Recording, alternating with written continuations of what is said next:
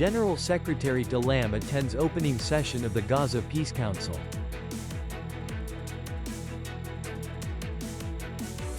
Israel's Netanyahu warns Iran of harsh consequences for any attack.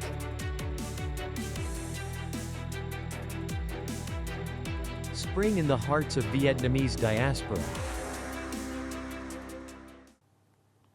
Hello everyone, you are watching today's news on NTV channel. My name is Đăng. Let's get started.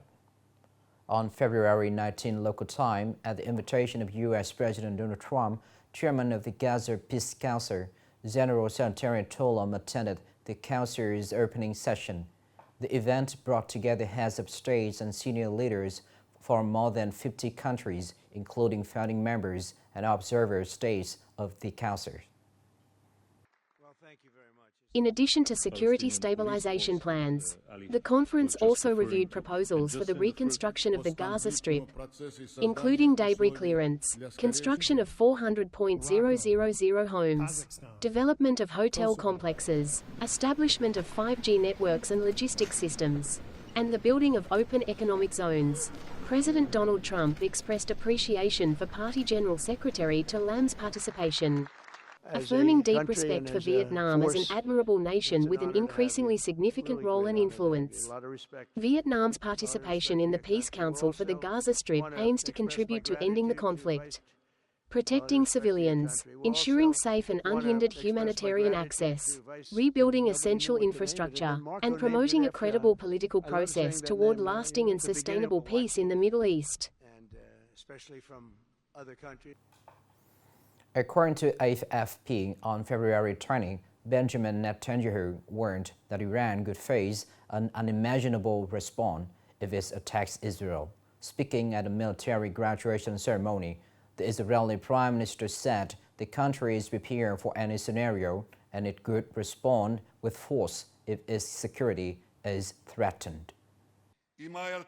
Speaking at a military academy graduation ceremony, Israeli Prime Minister Benjamin Netanyahu stressed, "We are prepared for every scenario. If the Ayatollahs make the mistake of attacking us, they will face a response they cannot imagine." According to the Israeli leader, during his visit to Washington last week, he clearly conveyed Israel's position on Iran to US President Donald Trump. Israel is demanding that Tehran abandon all enriched uranium stockpiles and completely dismantle its uranium enrichment infrastructure. In addition, Israel has called on Iran to scale back its missile program, limit the maximum range to 300 kilometers, and end support for allied forces in the Middle East. Earlier, CBS reported that the U.S. administration is considering the possibility of a strike on Iran on February 21. In January, the White House stated it was prepared to use force if Tehran refuses to engage in negotiations toward a fair deal, under which Iran would fully abandon ambitions to possess nuclear weapons. On February 20, Indonesia's Coordinating Ministry for Economic Affairs announced that the country and the United States have officially signed a trade agreement. Indonesian President Prabowo Subianto traveled to Washington, D.C. for talks on a bilateral trade agreement with the United States. During the visit, President Prabowo Subianto and U.S. President Donald Trump signed a document titled, "Implementation of the Agreement Toward a New Golden Era for the U.S.-Indonesia Alliance." According to the White House, the agreement is expected to enhance economic security and drive growth in both countries. Meanwhile, Bloomberg reported that the two sides have finalized a trade deal aimed at reducing U.S. tariffs on Indonesian exports.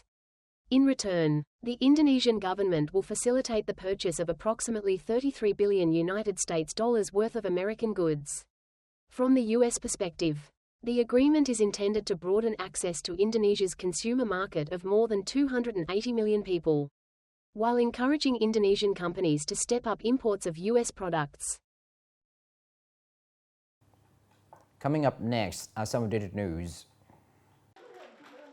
According to the Ministry of Industry and Trade, on February 18 in Washington, D.C., General Secretary To Lam witnessed the signing and exchange of major contracts and cooperation agreements in key sectors, including science and technology, digital transformation, aviation, and healthcare.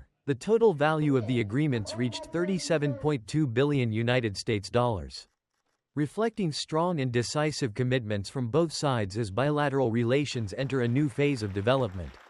Notably, Vietnam's Ministry of Science and Technology granted licenses to Starlink to provide satellite-based telecommunications services in Vietnam, covering both fixed satellite networks and mobile satellite networks through Starlink Services Vietnam Co. Limited. In addition, Vietnam Airlines signed a contract with Boeing to purchase 50 Boeing 737 MAX aircraft. On February 20th, the fourth day of the Lunar New Year, Tan Son Nhat International Airport is expected to serve more than 170,000 passengers. With nearly 100,000 arrivals into Ho Chi Minh City, the highest level on record. Specifically, there is a significant imbalance between departing and arriving passengers, with just over 70,000 departures compared to nearly 100,000 arrivals. Most inbound traffic is concentrated at the domestic terminals, accounting for more than 70,000 passengers. This marks the first Lunar New Year in which Terminal T3 has been put into operation, significantly boosting Tan Son Nhat Airport's handling capacity. During the Lunar New Year of the Year of the Horse 2026, Da Nang welcomed nearly 4,200 international cruise passengers, creating a vibrant start for the city's tourism sector in the early days of the new year. The Department of Culture, Sports and Tourism, in coordination with relevant units, organized a welcome ceremony for the cruise ship Seabourn Encore at Tien Sa Port, carrying more than 1,000 people, including 580 tourists from the UK, France, and the United States, along with about 500 crew members. The reception featured traditional Lunar New Year activities such as lion dances and the presentation of conical hats, Bon Chung, Bon Tet, and local souvenirs, helping promote the city's cultural image. During their stay, visitors toured popular attractions including the Da Nang Museum of Cham Sculpture, Marble Mountains, and HOI in Ancient Town. From February 16 to 22, Da Nang is set to receive additional international cruise ships, further affirming its appeal on the regional tourism map.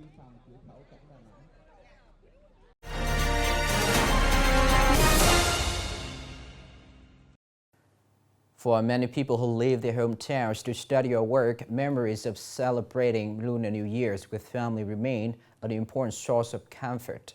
Exchanging New Year wishes, a long-standing tradition, continues to hold deep emotional meaning for those living far from home. As spring arrives, overseas students and workers often experience a strong sense of homesickness. Despite being in unfamiliar surroundings, many make efforts to maintain traditional customs, keeping alive their cultural identity and preserving close ties to their homeland.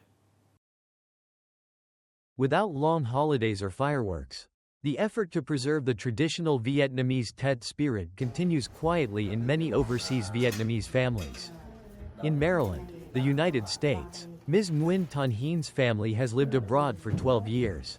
Yet whenever Tết arrives, life inside their small home seems to slow down with activities rich in Vietnamese cultural identity, decorating festive corners, gathering to make Bon Chung, and preparing a traditional ancestral offering tray. For them, it is a truly Vietnamese Tết, still fully present in every family moment. For overseas Vietnamese like us, preserving Tết is not only a way to ease homesickness but also to help our children understand their roots through traditional Tết dishes such as thịt dong, sticky rice, and braised beef. Despite living far from home, Ms. Hing's family continues to maintain Vietnamese customs, especially the ancestral worship ritual during Lunar New Year. The offering tray is carefully prepared, and incense is lit at the sacred moment with all family members present. For her, this is more than a ritual. It is a meaningful way to remember their roots and to pass down enduring values of love and tradition from one generation to the next. Half a world away, Ms. Hinh and her children can only turn toward their hometown of Nghệ An through phone calls to share moments of love. Each greeting and simple inquiry helps narrow the geographical distance, allowing the feeling of reunion to remain present in its own special way. Amid the fast pace of modern life abroad, the warmth of Tet is still kept whole, and in the hearts of overseas Vietnamese, there is always a spring that carries the name of Vietnam. Bàn tay chị Ngọc đâu kế? Bàn tay Ngọc đâu? Hả? Hả? Bàn tay? Chúc mừng năm mới. Chúc mừng năm mới nha. Chúc mừng năm mới. Happy New Year, okay? Ngày Tết, ngày lễ của gia đình á, rồi những cái ngày mà During Tet and traditional holidays, no matter where we are, we always turn our hearts toward our homeland and preserve our cultural traditions. So we never feel distant despite the geographical separation. This is the end of the show today. Thank you for watching.